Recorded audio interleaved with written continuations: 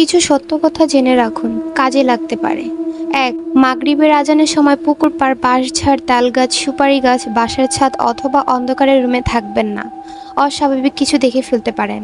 ২.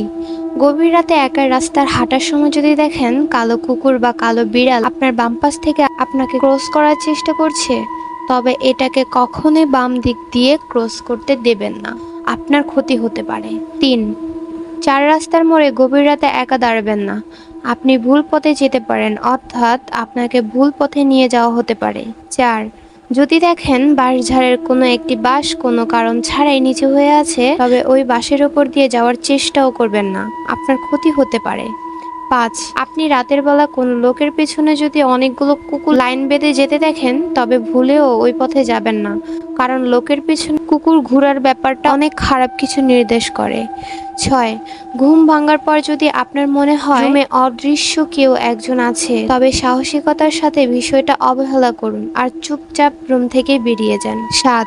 রাতে কেউ যদি আপনার নাম ধরে ডাকে, তবে ওই ডাকে সাড়া দিয়ে বাইরে যাবেন না। যদি যান তো আর নাও ফিরে আসতে পারেন। ৮. রাতে পথ চলার সময় যদি অনুভব করেন আপনার পিছু পিছু কেউ আসছে বা হাঁটছে, কিন্তু আপনি তা দেখতে পারছেন না, অনুভব করতে পারছেন, তাহলে সাহস করে পাশাপাশি কোনো কবরস্থানে ঢুকে পড়ুন। কবরস্থান খুবই পবিত্র স্থান হয়। ৯. পুরনো খালি বাড়ি ও শ্মশানঘাট যতটা সম্ভব এড়িয়ে চলার চেষ্টা করুন। ১০. কখনই ব্ল্যাক ম্যাজিক নিয়ে পরীক্ষা করতে যাবেন না।